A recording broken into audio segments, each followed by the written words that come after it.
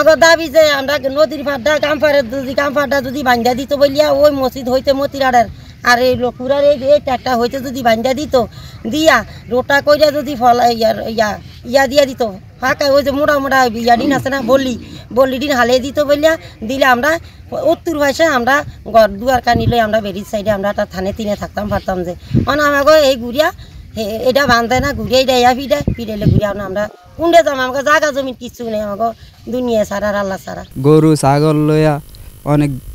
অনেক বেজাল এরপরে ঘর বাড়ি যা আছে সব ডুবে এই যে এতারা সিগনাল গেছে পর্যন্ত এই 10 গিরির মতন ঘুম যাইতে পারে না নদীর সাইডে এতারা আছে বুঝলেন আর ফসল যা আছে সব কিছু তো নষ্ট হয়েছে টমাটুম নষ্ট হয়েছে টমাটুম গিরিস্তি নষ্ট হয়েছে তারপরে এই সাইডে যারা আসিল রোডের উত্তর পাশে যাতারা আসিল এতারা তো নষ্ট হয়েছে আর দক্ষিণ পাশে যাতারা আসিল এতারা ঘুম যাইতে পারে না ঠিক মতন বুঝলেনি বানবো কয়া বান্ধে না আর এই সাইডে যাতারা আসিল হেতারা তো ধর না বাড়িঘর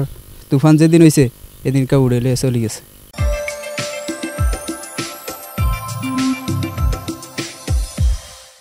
আমগো এইখানে মনে হয় চরমণি নদীর পাড়ের এলাকায় আমরা থাকতে আমার খুব কষ্ট হয় বুঝছেন এইখানে আমার বুঝগান থাকা অবস্থা অন্তত 20 বার বাঁধা হয়েছে এই বেরি 20 বার বাঁধছে কেরান দিয়ে বাঁধে লোকজন দিয়ে বাঁধে মানে মাঠে দিয়ে বাঁধলে থাকে না কোনো প্রকারে সিসি বলা দিয়ে মনে হয় যদি একটু ভালো করে বাঁধে তাহলে মনে হয় থাকার সম্ভাবনা আছে যে অবস্থা বাঁধতেছে মনে হয় কেরান দিয়ে বাঁধে যায় 3 মাস পরে 2 মাস পরে এটা ছুটি যায় জোয়ারা পানি আসে বারবার ছুটি যায় মানে সিসি বলক দেয় আমাকে একটা আপনাদের দাবি একটাই হলেও যদি সিসি বলক 1 কিলোমিটার রাস্তা যদি সিসি বলক দিয়ে যদি আমরা বাঁধে যান তাহলে এটা আমরা থাকার মতো আমরা বেরিয়ে সাইডে থাকি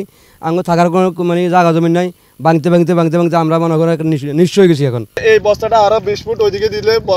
মনে করেন না বেটা টিকতো এখন তো যে মিলে বস্তাটা দিছে এই মিলে তো বস্তা থাকতো না বেয়ে টিকতো না কদিন পরে বেয়ে চলে যাবে কথা বুঝুন না তাইলে আমরা প্রতি বছরে আঙ্গরে বেয়ে বাঁধি নিতে আমি ঘর দুয়ারে লাত নিছি কথা বুঝছেন স্যার আমাদের শাসক জমিনগুলো শেষ কৃষক মানুষ যা আছে সবাই তো মরবো কথা বুঝুন না স্যার আমরা চাইতেছি যে আমার ওই চরটা কাটি এই সাইডে বাড়িটা ফেলাইলে আঙ্গ বেটা টিকতো কথা বুঝছেন স্যার এখন তো আমাদের এই সান দেখেন এই যে এইটা কাপ এই কাপের থেকে বস্তা এগুলো যেন দিয়ে যায় এই বস্তাগুলো কি থাকবে স্যার সাস্টেনেবল ওয়ার্ক এখন আমরা সব দিকেই করতেছি আপনি জানেন যে রামগতি এবং কমলনগর এলাকায় আমরা প্রায় 32 কিলোমিটার সাস্টেনেবল মানে রিভার প্রোটেকশন সহ এমব্যাঙ্কমেন্ট করে দিচ্ছি স্লো প্রোটেকশন এমব্যাঙ্কমেন্ট করে দিচ্ছি আর বাকি যতটুকু আছে লক্ষ্মীপুর জেলার সেটা হচ্ছে রায়পুর উপজেলার শহরতলির মোড় থেকে দক্ষিণে কমলনগর পর্যন্ত যে এলাকাটা আছে যে ভার্নারেবল এলাকাটা আছে এইটার স্থায়ী প্রতিরক্ষা কাজ করার জন্য আমরা একটা ফিজিবিল স্টাডির প্রস্তাবনা দিয়েছি ফিজিবিল স্টাডির রিপোর্ট পাওয়া গেলে তার ভিত্তিতে আমরা শীঘ্রই ব্যবস্থা নেব